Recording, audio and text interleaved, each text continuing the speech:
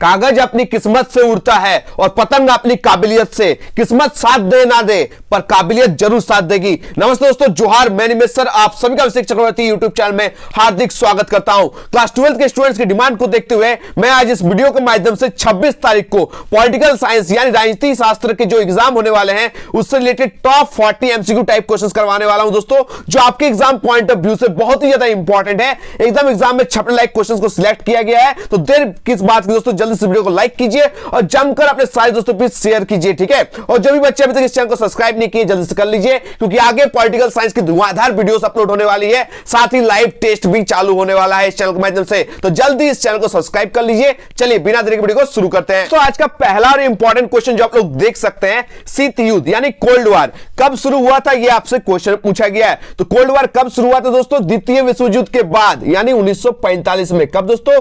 1945 में, ठीक है दोस्तों। अगर ऑप्शन में 1945 ना रहे तो याद रखिएगा द्वितीय विश्व युद्ध के बाद। क्या टिक कीजिएगा? द्वितीय विश्व युद्ध के बाद, ठीक है दोस्तों। द्वितीय विश्व युद्ध यानी सेकंड वर्ल्ड वॉर कब से कब तक चली थी? 1939 से 1945 तक। कब से कब तक चली थी?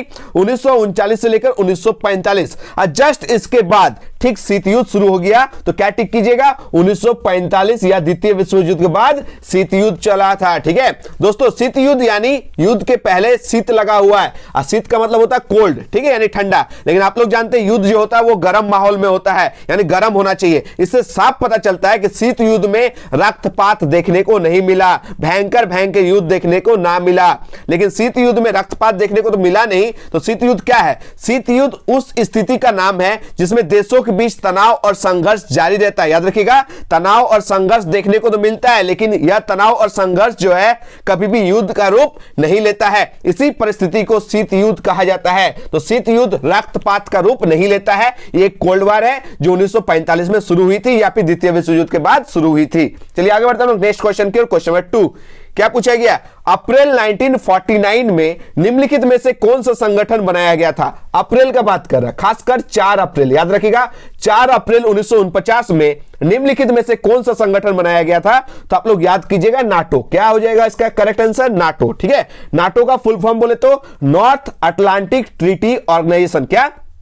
नाटो मतलब होता है NATO, NATO। इसका फुल फॉर्म याद रखिएगा NATO. North, N for North, A for Atlantic, T for Treaty, O for Organization. North Atlantic Treaty Organization यानी उत्तर अटलांटिक संधि संगठन, जिसकी स्थापना 4 अप्रैल 1949 में हुई थी। नाटो क्या है? इसका मुख्यालय कहां है? तो इसका हेडक्वार्टर जो है वो ब्रुसेल्स में है। ब्रुसेल्स कहां? बेल्जियम में, ठीक है। यहां से बहुत सारे क्वेश्चन पूछे जाएंगे। चलिए मैं समझाता हूं। नाटो जो है दोस्तों पश्चिमी गठबंधन ने, कौन सा गठबंधन ने? एक पूर्वी गठबंधन था, एक पश्चिमी गठबंधन था। तो हम बात करते हैं पश्चिमी गठबंधन, ठीक है। तो पश्चिमी गठबंधन ने स्वयं को एक संगठन का रूप दिया था। कौन सा गठबंधन? पश्चिमी गठबंधन ने स्वयं को एक संगठन का रूप दिया था। और अप्रैल 1949 में उत्तर अटलांटिक संधि संगठन यानी नॉर्थ अटलांटिक ट्रीटी ऑर्गेनाइजेशन यानी नाटो की स्थापना हुई थी, जिसमें टोटल कितने देश शामिल थे दोस्तों? 12 संस्थापक देश शामिल थे। इस संगठन ने घोषणा की थी कि उत्तरी अमेरिका अथवा यूरोप के इन देशों में से किसी पर भी यदि एक पर भी हमला होता है, इन 12 देशों में किसी एक पर भी हमला होता है, तो सारे के सारे सोचेंगे कि सबके ऊपर हमला हुआ, सब मिलकर लड़ेंगे, ठीक है। ये था नाटो। इसी उद्देश्य से नाटो बनाया गया था। तो अगर आपसे क्वेश्चन पूछा जाए कि संस्थापक सदस्यों की संख्या कितनी थी नाटो में, तो आप 12 टिक करके आइएगा। कितना टिक करके आइएगा? 12। अभी वर्तमान में अगर आपसे पूछेंगे वर्तमान में नाटो में कितना देश शामिल है, तो 31। कितना अभी हो गया? वर्तमान में नाटो में सदस्य देशों की संख्या 31 है, लेकिन जब स्थापना हुई थी तो कितनी थी? 12 थी। ये डाउट क्लियर हो गया। और एक चीज नोट कीजिएगा कि भारत जो है वो नाटो का सदस्य नहीं है। जो नाटो का सदस्य कौन नहीं है? भारत जो है वो नहीं है। नाटो में कुछ प्रमुख देशों के नाम तो Britain, France, Spain, Norway, Germany, Belgium, Italy, Canada, ये सब जो है नाटो का प्रमुख देश है। याद रखिएगा। नाटो का जो मुख्यालय है वो बेल्जियम की राजधानी ब्रुसेल्स में है। तो आपसे कुछ कुछ एमसीक्यू यहां से क्वेश्चंस पूछे जाएंगे। क्या क्वेश्चंस पूछे जाएंगे कि नाटो की स्थापना किस वर्ष की गई थी? 1949 में की गई थी। कब की गई थी? 1949 में की गई थी। 4 अप्रैल 1949 में की गई थी। फिर क्वेश्चन पूछेगा कि अमेरिका ने कौन सा सैनिक गुट बनाया था? तो अमेरिका ने नाटो बनाया था। क्या बनाया था? नाटो, ठीक है। नाटो में 1949 में कितने देश शामिल थे? तो 12 देश शामिल थे। अभी वर्तमान में कितना देश शामिल है? 31 यानी 31 देश शामिल है। फिर क्वेश्चन पूछता है कि किस देश ने नाटो में अमेरिकी नेतृत्व का विरोध किया था, क्योंकि नाटो का जो लीड रोल कर रहा था वो अमेरिका कर रहा था। तो किस देश ने नाटो में अमेरिकी नेतृत्व का विरोध किया था? तो याद रखिएगा फ्रांस। कौन सा देश? फ्रांस। ठीक है। और अगर क्वेश्चन पूछे कि निम्नलिखित में से नाटो का सदस्य कौन नहीं है, तो भारत जो है वो नाटो का सदस्य नहीं है। आशा करते हैं ये टॉपिक आप लोगों का क्लियर हो गया। चलिए दोस्तों क्वेश्चन नंबर 3 की ओर बढ़ते हैं। बहुत ही इंपॉर्टेंट क्वेश्चन है। द्विध्रुवीय विश्व में पूर्वी गठबंधन का नेतृत्व किसने किया? ये मैंने बताया। द्विध्रुवीय का मतलब समझते हैं। द्विध्रुव मतलब दो को ध्रुव, यानी दो सुपर पावर। जैसे ही जो है सेकेंड वर्ल्ड वॉर खत्म हुई, द्वितीय विश्व युद्ध जैसे ही समाप्त हुई, पूरी दुनिया में दो सुपर पावर आया, दो महाशक्ति जो है सामने उभर कर आया था, जो अस्त्र शस्त्र और ताकत में किसी से कम नहीं थे। एक था संयुक्त राज्य अमेरिका, दूसरा कौन था दोस्तों? आप सही पता है, दूसरा था सोवियत संघ। ठीक है, वही दोनों का नाम है द्विध्रुवीय व्यवस्था। ठीक है, तो पूर्वी गठबंधन और एक पश्चिमी गठबंधन। मैंने जस्ट थोड़ी देर पहले बताया था पश्चिमी गठबंधन जो है वो संयुक्त राज्य अमेरिका नेतृत्व करता था, उसमें नाटो जो है प्रमुख था। तो पूर्वी गठबंधन का नेतृत्व कौन कर रहा था? तो आप सही पता, सोवियत संघ। कौन कर रहा था? सोवियत संघ। ऑप्शन जो 3 है वो करेक्ट आंसर है। तो अच्छा, पूर्वी गठबंधन सोवियत संघ कर रहा था, तो जैसे पश्चिमी गठबंधन का संयुक्त राज्य अमेरिका कर रहा था, उसका नाम था नाटो। तो पूर्वी गठबंधन का सोवियत संघ कर रहा था, इसका नाम क्या था? इसका नाम था वार्सा पैक्ट। याद रखिएगा, वार्सा पैक्ट। पूर्वी गठबंधन को वार्सा संधि या वार्सा पैक्ट के नाम से जाना जाता है, जिसका लीड रोल कौन कर रहा था? सोवियत संघ। इसकी स्थापना कब हुई थी? 1955 में। याद रखिएगा, 1955 में वार्सा पैक्ट की स्थापना की गई थी। यानी पूर्वी गठबंधन, वार्सा पैक्ट 1955 और सोवियत संघ याद कर लीजिएगा। ठीक है, आगे बढ़े हम लोग नेक्स्ट क्वेश्चन की ओर। Question number 4। तो याद रखिएगा ना कि पूर्वी गठबंधन का नेतृत्व सोवियत संघ कर रहा था और पश्चिमी गठबंधन का नेतृत्व संयुक्त राज्य अमेरिका करता था। ठीक है, पूंजीवादी था कौन? नाटो जो है या अमेरिका जो है पूंजीवादी था, और वार्सा पैक्ट या सोवियत संघ साम्यवादी या समाजवादी था। इसको भी याद करके जाइएगा। आगे बढ़ते हम लोग क्वेश्चन 4 में। क्या पूछा गया कि बर्लिन की दीवार कब खड़ी की गई? ये इंपॉर्टेंट है। बर्लिन की दीवार जो है शीत युद्ध का सबसे बड़ा प्रतीक माना जाता है और शीत युद्ध का अंत का भी प्रतीक माना जाता है। ठीक है, अंबुजा सीमेंट से बनाया गया था। ठीक है, बर्लिन का दीवार। ठीक है, तो ये जो बर्लिन का दीवार है कब खड़ी की गई थी? आप सही पता है कब खड़ी की गई थी? 1961 में। ठीक है, कब? 1961 में। चलिए आप लोग बताइए तो बर्लिन की दीवार जो है वो किस वर्ष गिराई गई थी? मैंने तो बता दिया कब खड़ी की गई थी, 1961 में। ठीक है, और जो है कब गिराई गई थी ये आप बताइएगा। दोस्तों बर्लिन की जो दीवार है ना, वो पूंजीवादी दुनिया और साम्यवादी दुनिया के बीच विभाजन का प्रतीक भी था और शीत युद्ध का सबसे बड़ा प्रतीक माना जाता है। आगे बढ़ते हैं हम लोग नेक्स्ट क्वेश्चन की ओर। Question number 5। क्वेश्चन नंबर 5 आप लोग देख सकते हैं क्या पूछा गया है कि पहला गुटनिरपेक्ष सम्मेलन कहां हुआ? पहला जो गुटनिरपेक्ष सम्मेलन है वो कहां हुआ? आप सही पता, बेलग्रेड में हुआ था। कहां हुआ था? बेलग्रेड में हुआ था। कब हुआ था? 1961 में। आप सही पता है, बेलग्रेड में हुआ था 1961 में। अच्छा सर, पहला गुटनिरपेक्ष सम्मेलन क्या है? इसका फुल फॉर्म होता है NAM। क्या होता है? NAM यानी नॉन अलाइंग मूवमेंट, यानी गुटनिरपेक्ष आंदोलन। इसकी स्थापना हुई थी 1 सितंबर 1961 में। कब? 1 सितंबर 1961 में हुई थी। इसकी गुटनिरपेक्ष आंदोलन। ठीक है, और इसके कुछ संस्थापक थे जैसे जोसेफ ब्रॉज टीटो जो युगोस्लाविया के शासक थे। दूसरा पंडित जवाहरलाल नेहरू जो भारत के पहले प्रधानमंत्री थे। तीसरा था गमाल अब्दुल नासिर जो मिस्र के शासक थे। चौथा सुकर्नो जो इंडोनेशिया के पहले राष्ट्रपति थे। और पांचवा जो था वाने एनक्रुमा जो घाना के पहले प्रधानमंत्री थे। याद रखिएगा, पहला गुटनिरपेक्ष सम्मेलन जो है बहुत इंपॉर्टेंट है। ये 1961 में कहां हुआ था? बेलग्रेड में हुआ था। कहां हुआ था? बेलग्रेड यानी युगोस्लाविया की राजधानी। ठीक है, पहला जो गुटनिरपेक्ष सम्मेलन हुआ था उसमें कितने देश शामिल थे? 25 देश शामिल थे। कितने देश? याद रखिएगा, पहले गुटनिरपेक्ष सम्मेलन में 25 सदस्य देश शामिल हुए थे।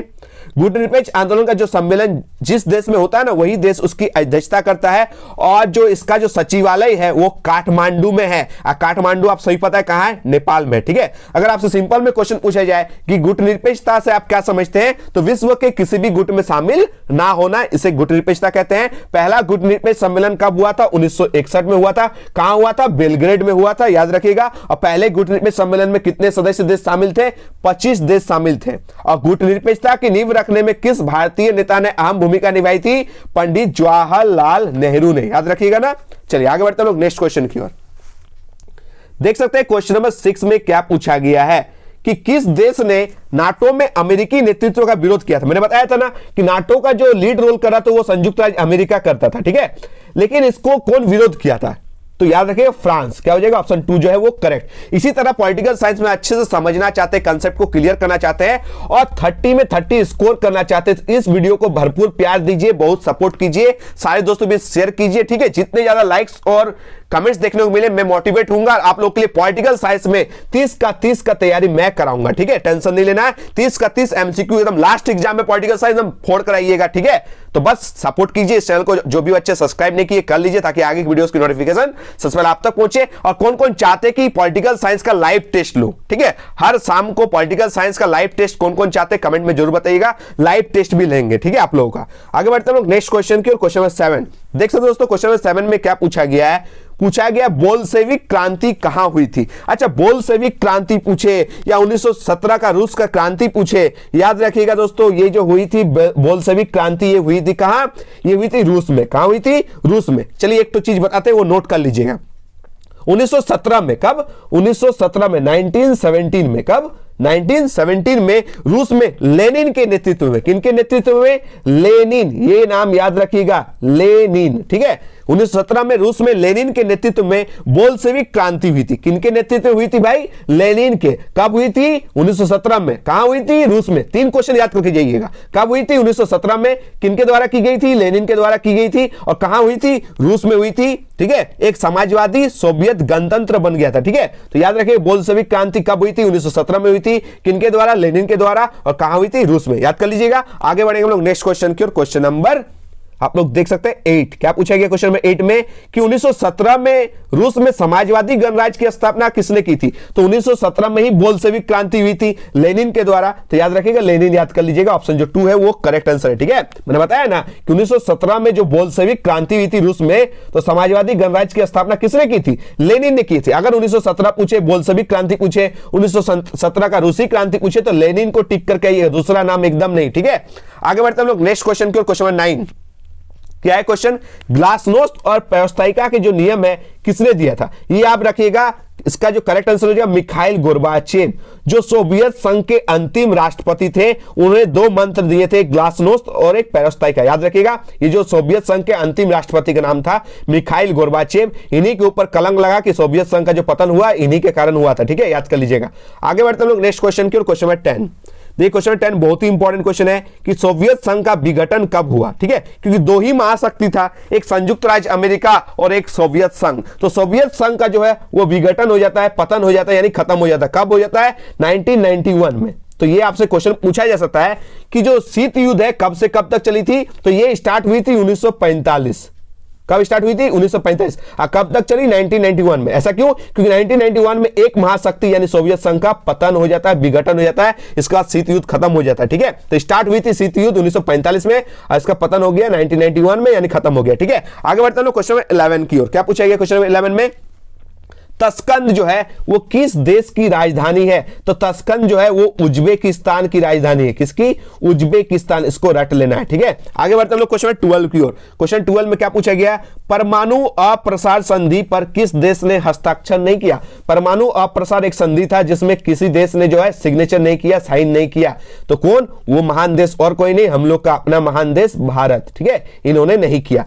आगे बढ़ते हम लोग नेक्स्ट क्वेश्चन की ओर। क्वेश्चन नंबर 13 क्या पूछा गया कि किस देश ने 2003 में संयुक्त राष्ट्र संघ की उपेक्षा करके इराक पर अटैक कर दिया था, ठीक है। ये जो क्वेश्चन है कि किस देश ने 2003 में संयुक्त राष्ट्र संघ की जो है वो उपेक्षा कर दिया था और इराक पे अटैक कर दिया था, और कोई नहीं, ये हो गया अमेरिका, ठीक है।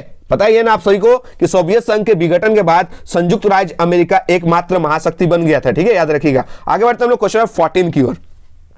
क्वेश्चन 14 आप लोग देख सकते हैं 1996 ईस्वी यानी 1996 में तालिबान ने किस देश में अपना शासन स्थापित कर लिया था? तो याद रखिएगा अफगानिस्तान में। कहा? अफगानिस्तान में जो है वो स्थापित कर लिया था। Option 4 is the correct answer. आगे बढ़ते हम लोग क्वेश्चन 15 की ओर। क्वेश्चन 15 आप लोग देख सकते हैं दोस्तों, क्या पूछा गया है? ऑपरेशन डेजर्ट स्टॉर्म जो है वो किससे संबंधित था, ठीक है। तो याद रखिए कोई ना कोई जो युद्ध होता है ना वो कोई ना कोई एक नाम आता था, तो ये ऑपरेशन नाम है डेजर्ट स्टॉर्म। तो ऑपरेशन डेजर्ट स्टॉर्म जो है वो किससे संबंधित था? प्रथम खाड़ी युद्ध से। किससे?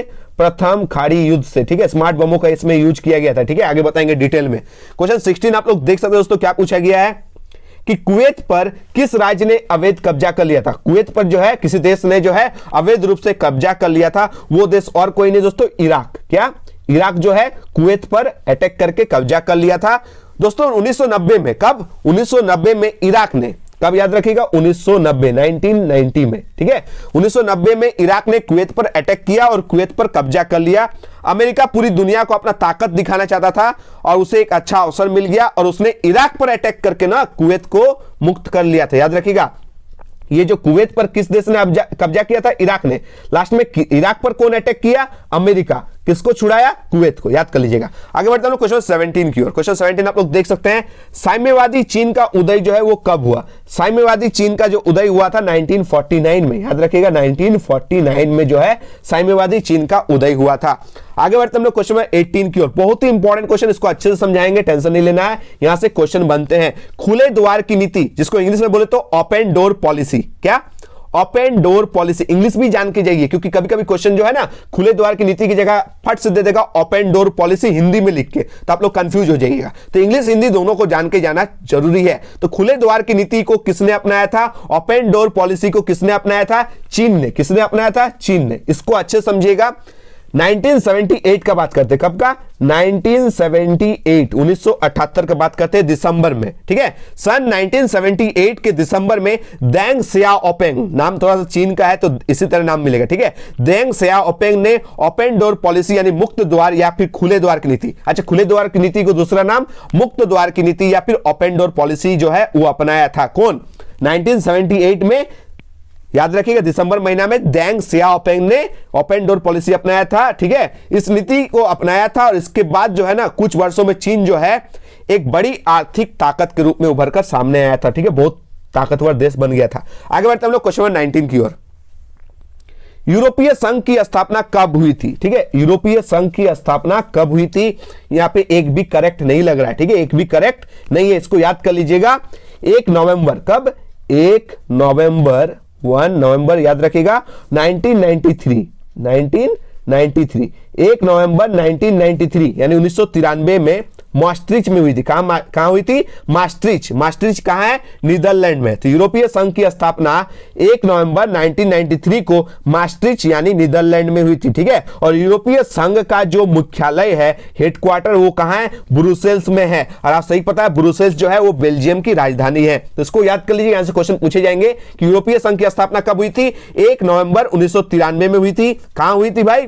आप सही पता, मास्ट्रिच यानी नीदरलैंड में हुई थी। और इसका हेडक्वार्टर मुख्यालय कहां है? वो बेल्जियम में है यानी ब्रुसेल्स में है, ठीक है। सर अगर यही ऑप्शन आया तो क्या टिक करके आएंगे? तो 1992 टिक करके आइए, क्योंकि 93 का सामने 92 हो रहा है, ठीक है। आगे बढ़ते हम लोग क्वेश्चन नंबर 20 की ओर। क्वेश्चन 20 बहुत ही इंपॉर्टेंट क्वेश्चन है कि यूरोपीय संघ की मुद्रा, मुद्रा यानी उन लोग का पैसा, जैसे भारत का जो मुद्रा है वो रुपया है ना, भारत का क्या है? रुपया है। तो यूरोपीय संघ की मुद्रा का नाम क्या है? यूरो। क्या नाम है? यूरो। अच्छा, यूरो मैच कर रहा है ना, यूरोपियम में भी यूरो लगा हुआ है और मुद्रा यानी क्या है? यूरो है। डॉलर मत टिक कर दीजिएगा। क्या टिक कीजिएगा? यूरोपीय संघ की मुद्रा का नाम है यूरो। आगे बढ़े हम लोग नेक्स्ट क्वेश्चन की ओर। क्वेश्चन नंबर 21 क्या पूछेगा? आप लोग देख सकते हैं कि कौन आसियान का सदस्य नहीं है। आसियान को अच्छे से याद कर लीजिएगा। फुल फॉर्म बोले तो ASEAN। क्या? ASEAN, ठीक है। आसियान को समझेगा। Association of south, association of south east, association of south east Asian Nations, ये फुल फॉर्म है। इसको अच्छे से समझाएंगे। इसकी जो स्थापना हुई थी 8 अगस्त 1967 में। कब हुई थी? 8 अगस्त 1967 में हुई थी। 1967 8 अगस्त याद कर लीजिएगा। आसियान की स्थापना 8 अगस्त 1967 में हुई थी। कर लीजिएगा ना। चलिए, और एक चीज याद रखिएगा, आसियान का जो मुख्यालय हेडक्वार्टर कहां है ये आप लोग कमेंट बताइएगा। लेकिन यहां पे क्वेश्चन पूछा गया आसियान का सदस्य नहीं है, तो इसका करेक्ट आंसर क्या हो जाएगा? आसियान का कौन सदस्य नहीं है? ऑप्शन 2 श्रीलंका जो है वो आसियान का सदस्य नहीं है, ठीक है। आगे बताएंगे, आसियान से डिटेल क्वेश्चन बताएंगे, ठीक है। आगे बढ़ते हैं हम लोग नेक्स्ट क्वेश्चन की ओर। क्वेश्चन नंबर 22 कि एशिया का वह कौन सा देश है जो अकेले G8 का सदस्य है। अच्छा, G8 मतलब क्या होता है? ग्रुप ऑफ 8, यानी 8 देशों का जो सदस्य है, ग्रुप है, उसको ग्रुप 8 बोलते हैं। तो एशिया का एकमात्र वो कौन सा देश है जो अकेले G8 का सदस्य है? तो इसका याद कर लीजिएगा, ऑप्शन जो है फॉर जापान। क्या हो जाएगा? Japan is the correct answer. ठीक है, ग्रुप ऑफ 8 जो है यानी G8 जो है इसकी स्थापना 1975 में हुई थी। कब हुई थी?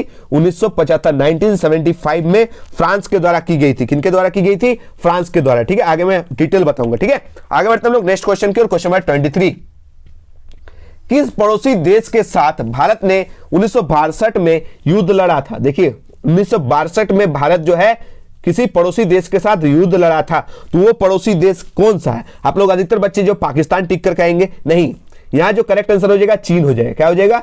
चीन। 1962 में जो भारत के साथ युद्ध हुआ था वो चीन के साथ हुआ था। ठीक है, इसमें भारत की हार हुई थी, याद रखिएगा।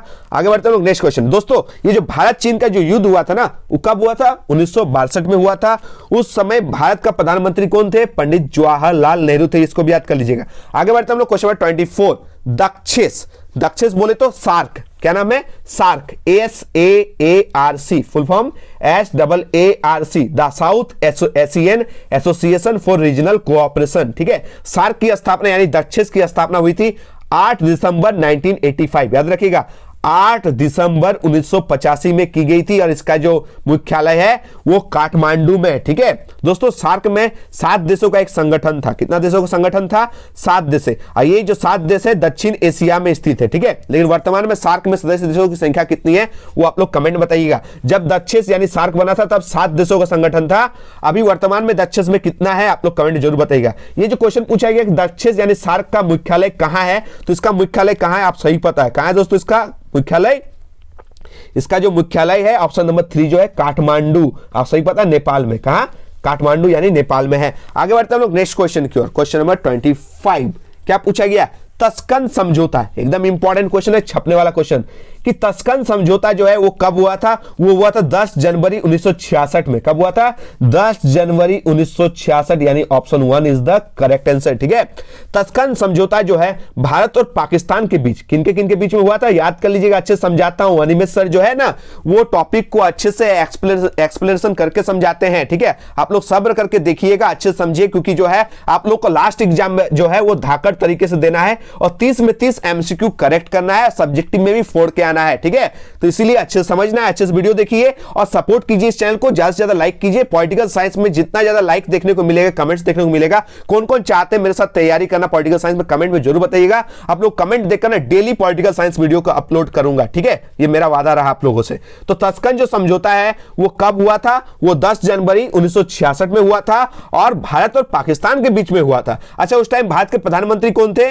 लाल बहादुर शास्त्री जी। ठीक है, और पाकिस्तान के प्रधानमंत्री कौन थे? अयूब खान थे। याद रखिएगा। आगे बढ़ते हैं लोग नेक्स्ट क्वेश्चन की ओर। क्वेश्चन 26, कोलंबो में राजीव जयवर्धने समझौता पर हस्ताक्षर कब हुआ था? कहां पर? कोलंबो। याद रखिएगा, कोलंबो में राजीव जयवर्धने समझौता पर हस्ताक्षर जो है, सिग्नेचर जो है वो कब हुआ था? 1987 में हुआ था। याद रखिएगा, option 3 is the correct answer. चलिए आगे बढ़ते हैं हम लोग क्वेश्चन नंबर 28 की ओर। क्वेश्चन नंबर 28 को अच्छे से समझाएंगे। ठीक है, ये बहुत ही इंपॉर्टेंट क्वेश्चन है। लिट्टे, लिट्टे LTTE, क्या?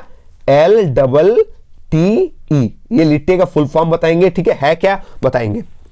ये जो क्वेश्चन पूछा गया, लिट्टे जो है कहां का उग्रवादी संगठन है? तो कहां का पता है? श्रीलंका का है। कहां का है? श्रीलंका का है। ऑप्शन जो 2 है वो करेक्ट आंसर है। सर लिट्टे का फुल फॉर्म बता दीजिए। बता देते हैं, the liberation tigers of Tamil इलम। क्या? The liberation tigers of Tamil इलम इज द करेक्ट आंसर। ठीक है, तो लिट्टे कहां का संगठन है उग्रवादी? श्रीलंका का। चलिए आगे बढ़ते हैं हम लोग। ठीक है, क्वेश्चन 29 की ओर। क्या पूछा गया कि दक्षिण एशियाई देशों में सैनिक शासन, ये क्वेश्चन जो है इंपॉर्टेंट क्वेश्चन है। सैनिक शासन का नाम जब भी आएगा तो आप लोग पाकिस्तान टिक कर कहिएगा। क्या? पाकिस्तान टिक कर कहिएगा। ठीक है, कि दक्षिण एशियाई देशों में सैनिक शासन सबसे पहले किस देश में स्थापित हुआ था? पाकिस्तान में हुआ था। आगे बढ़ते हम लोग क्वेश्चन 30, जो बहुत ही इंपॉर्टेंट क्वेश्चन है, क्वेश्चन आता है यहां से। ठीक है, कि शेख मुजीबुर रहमान किस देश के प्रधानमंत्री थे? तो शेख मुजीबुर रहमान नाम से आप समझ रहे हैं ना, तो ये पाकिस्तानी नहीं है, ये बांग्लादेशी नाम है। क्या है? ऑप्शन जो 2 है वो करेक्ट आंसर है। क्यों इंपॉर्टेंट है मैं बता देता हूं। ठीक है, शेख मुजीबुर रहमान जो बहुत इंपॉर्टेंट नाम है बांग्लादेश का। ठीक है, तो याद रखिएगा, बांग्लादेश के संस्थापक नेता का नाम है शेख मुजीबुर रहमान। बांग्लादेश के जनक के नाम से भी जाना जाता है। ठीक है, याद रखिए, बांग्लादेश के जो फादर है शेख मुजीबुर रहमान है। ये बांग्लादेश के प्रथम राष्ट्रपति बने थे, बाद में चल के प्रधानमंत्री भी बने। याद रखिएगा, शेख मुजीबुर रहमान बांग्लादेश के संस्थापक नेता थे, बांग्लादेश के प्रथम राष्ट्रपति थे, बांग्लादेश के जनक माने जाते हैं। ठीक है, इसको बोंगो बंधु के नाम से जाना जाता है। क्या? बोंगो बंधु के नाम से भी जाना जाता है। आगे बढ़ते हैं हम लोग क्वेश्चन नंबर 31 की ओर। क्या पूछा गया कि कौन सी रेखा भारत और बांग्लादेश के बीच सीमा रेखा निर्धारण करता है? तो ये रेडक्लिफ रेखा। कौन सा? रेडक्लिफ रेखा, जो ऑप्शन 3 जो है वो करेक्ट आंसर है। Radcliffe line is the correct answer, जो भारत और बांग्लादेश के बीच का जो सीमा निर्धारण करता है। आगे बढ़ते हम लोग नेक्स्ट क्वेश्चन की ओर। क्वेश्चन नंबर 32 क्या पूछा गया? सार्क का प्रथम शिखर सम्मेलन कहां हुआ था? तो कहां हुआ था? ढाका में हुआ था। ठीक है, ढाका किसकी राजधानी है? कमेंट में बताइएगा। ठीक है, आगे बढ़ते हैं हम लोग नेक्स्ट क्वेश्चन की ओर। ठीक है, याद रखिएगा सार्क का जो प्रथम शिखर सम्मेलन हुआ था वो 1985 में ढाका में हुआ था। ढाका किस देश की राजधानी है? कमेंट में जरूर बताइएगा। आगे बढ़ते हैं हम लोग 33। क्या पूछा गया कि संयुक्त राष्ट्र संघ की स्थापना कब हुई थी? ये संयुक्त राष्ट्र संघ को अच्छे से मैं समझा रहा हूं, ठीक है, डिटेल में सुनिएगा, नोट कीजिएगा। संयुक्त राष्ट्र संघ की स्थापना कब हुई थी? याद रखिएगा 24 अक्टूबर। कब? 24 अक्टूबर 1945 में। याद रखिएगा ये चीज, 24 अक्टूबर 1945 में संयुक्त राष्ट्र संघ की स्थापना की गई थी। संयुक्त राष्ट्र संघ की स्थापना कब की गई थी? 24 अक्टूबर 1945 में। वर्तमान में जो संयुक्त राष्ट्र संघ की जो सदस्य देशों की संख्या है ना 193 प्लस है। याद रखिएगा, ठीक है, 193 प्लस है। ठीक है, डिटेल में बता दूंगा कितना है, लेकिन मैं जब जानता था 193 था। ठीक है, इससे भी ज्यादा हो गया अभी। ठीक है, संयुक्त राज्य संघ का जो मुख्यालय है वो न्यूयॉर्क में है। कहां है? न्यूयॉर्क में है। मुख्यालय कहां है संयुक्त राष्ट्र संघ का? हेडक्वार्टर न्यूयॉर्क शहर में। ठीक है, इसका भवन जो है 17 एकड़ जमीन पर 39 मंजिला का है। कितना मंजिला का बिल्डिंग है? 39। ठीक है, 39 मंजिला बिल्डिंग है ये, जो मैनहट्टन द्वीप में बना है। ठीक है दोस्तों, संयुक्त राष्ट्र संघ के जो प्रतीक चिन्ह में ना दुनिया का नक्शा बना हुआ है और इसके चारों तरफ ना जैतून की पत्तियां है। क्या है? जैतून की पत्तियां है, और ये जो पत्तियां है विश्व शांति का जो है संकेत देती है। याद रखिएगा, यहां पे जो क्वेश्चन पूछा गया था संयुक्त राष्ट्र संघ की स्थापना कब हुई थी, तो ये हुई थी 24 अक्टूबर 1945 में। ठीक है, आगे बढ़ते हैं लोग नेक्स्ट क्वेश्चन की ओर। क्वेश्चन 34 क्या पूछा गया आप लोग देख सकते हैं कि अंतरराष्ट्रीय न्यायालय कहां अवस्थित है? तो अंतरराष्ट्रीय जो न्यायालय है वो कहां स्थित है? आप सही पता है, इसमें करेक्ट आंसर हो जाएगा ऑप्शन 4 हैग में। कहां? हैग में जो है वो करेक्ट आंसर है। दोस्तों अगर ऑप्शन में हेग ना रहे तो क्या टिक कीजिएगा? नीदरलैंड। क्या टिक कीजिएगा? नीदरलैंड, क्योंकि हेग जो है वो नीदरलैंड में। हेग जो है वो किस देश में है? नीदरलैंड में। ये डायरेक्ट पूछा गया कि अंतरराष्ट्रीय न्यायालय कहां अवस्थित है? हेग में। अगर देश पूछे तो नीदरलैंड टिक करके आना है। अंतरराष्ट्रीय न्यायालय में न्यायाधीशों की संख्या कितनी होती है? 15 रखी गई है, और इसकी नियुक्ति जो है 9 वर्षों के लिए होती है। आगे याद करिएगा, नेक्स्ट क्वेश्चन जो है ये पूछा गया क्वेश्चन नंबर 35। विश्व व्यापार संगठन यानी WTO यानी वर्ल्ड ट्रेड ऑर्गेनाइजेशन। ठीक है, यहां पर जो क्वेश्चन पूछा गया है कि विश्व व्यापार संगठन का जो कार्यालय है वो कहां है, तो इसका करेक्ट आंसर हो जाएगा ऑप्शन 3 जेनेवा। क्या हो जाएगा? ऑप्शन 3 जो है वो जेनेवा जो है वो करेक्ट आंसर है। ठीक है दोस्तों, विश्व व्यापार संगठन को इंग्लिश में वर्ल्ड ट्रेड ऑर्गेनाइजेशन यानी WTO भी कहते हैं। इसकी स्थापना जो हुई थी 1 जनवरी, याद रखिएगा, नोट कर लीजिएगा, 1 जनवरी 1995। 1 जनवरी 1995। ये जो नेक्स्ट क्वेश्चन, ये क्वेश्चन पूछा जाएगा। ठीक है, मैं की गई थी, और इसका जो मुख्यालय है वो जेनेवा में है। कहां है? जेनेवा। और जेनेवा कहां है? स्विट्जरलैंड में। कहां है? स्विट्जरलैंड में। आगे बढ़ते हैं लोग नेक्स्ट क्वेश्चन की, क्वेश्चन 36। ठीक है, क्वेश्चन 36 आप लोग देख सकते हैं क्या पूछा गया है कि विश्व व्यापार संगठन की स्थापना कब हुई थी? आ गया, WTO की स्थापना कब हुई थी? मैंने बताया 1 जनवरी 1995 में, यानी ऑप्शन जो 1 है वो करेक्ट आंसर है। 1 जनवरी 1995 में WTO की स्थापना की गई थी, और इसका मुख्यालय कहां है? जेनेवा में है, जो कहां है? स्विट्जरलैंड में है। ठीक है, आगे बढ़ते हैं लोग नेक्स्ट क्वेश्चन की ओर। क्वेश्चन 37 क्या पूछा गया दोस्तों? क्वेश्चन 37 में पूछा गया है कि सुरक्षा परिषद में कितने अस्थायी सदस्य है? देखिए, सुरक्षा परिषद में टोटल 15 सदस्य है, 10 गो अस्थायी है। के गो? 10 गो अस्थायी है, सॉरी 10 गो जो है वो अस्थायी है। ठीक है, 10 गो जो है वो अस्थायी है, यानी ऑप्शन जो 3 है वो करेक्ट आंसर है। और 5 गो अस्थायी है। ठीक है, याद रखिएगा, 5 जो है वो परमानेंट है, और 10 गो जो है वो टेम्पररी है। तो यहां पर क्वेश्चन पूछा गया सुरक्षा परिषद में कितने अस्थायी सदस्य हैं? 10। अगर यहां पर अस्थायी की जगह अस्थायी पूछता तो आप लोग क्या टिक करके आते? 5। ठीक है, याद कर लीजिएगा, सुरक्षा परिषद में 5 गो अस्थायी सदस्य है और 10 गो अस्थायी सदस्य है। आगे बढ़ते हैं लोग नेक्स्ट क्वेश्चन की ओर। ठीक है जो बच्चे जानते हैं वो कमेंट बॉक्स में जरूर कमेंट कर दीजिएगा कि सुरक्षा परिषद में 5 अस्थायी सदस्यों के नाम क्या क्या है, कमेंट कर दीजिएगा। जिनका भी लाइक होगा, जो सही बताएंगे, मैं उनका जो कमेंट को लाइक करूंगा और वो जो कमेंट है मैं उसमें रिप्लाई भी जरूर दूंगा। तो सुरक्षा परिषद में 5 गो अस्थायी देशों का नाम आप लोग, अस्थायी सदस्य देशों के नाम आप लोग कमेंट बॉक्स में दीजिएगा, ठीक है, मैं जरूर लाइक करूंगा। आगे बढ़ता हूं नेक्स्ट क्वेश्चन नंबर 38 में क्या पूछा गया है कि निम्न में से कौन सुरक्षा परिषद का अस्थायी सदस्य नहीं है? इनमें से एक नहीं है, ठीक है, एक नहीं है। वो कौन सा नहीं है?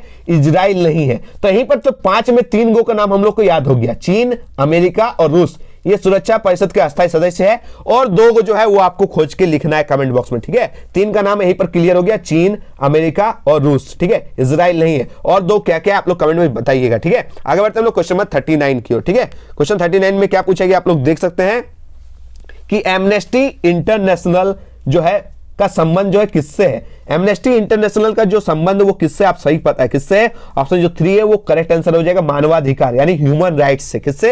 ह्यूमन राइट्स से। वर्ल्ड ह्यूमन राइट्स दिवस जो है वो हम लोग कब मनाते हैं आप लोग कमेंट में जरूर बताइएगा। विश्व मानवाधिकार दिवस जो हम लोग कब मनाते हैं कमेंट में जरूर बताइएगा, ठीक है। तो एमनेस्टी इंटरनेशनल का संबंध किससे? मानवाधिकार से, याद कर लीजिएगा।